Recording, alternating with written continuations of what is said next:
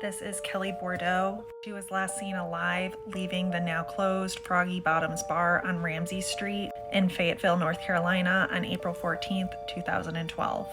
Kelli was a soldier at Fort Bragg and was estranged from her husband, and on the evening of her disappearance, she went to the bar with a man named Nicholas Michael Holbert.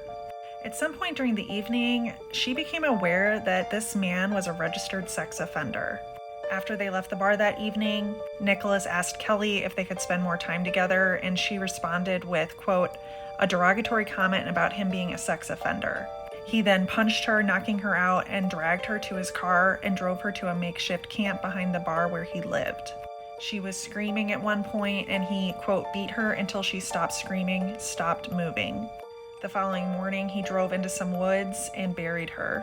An autopsy later revealed that she did die from blows to the head, blunt force trauma. However, Kelli was missing for more than 2 years before he led authorities to her body. Her remains were found in 2014.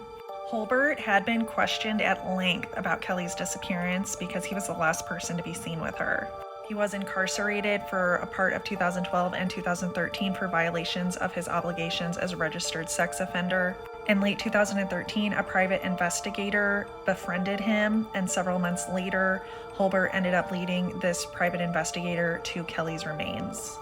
Nicholas Holbert's defense attorney said that Nicholas was drunk and simply, quote, snapped when Kelli commented about him being a sex offender.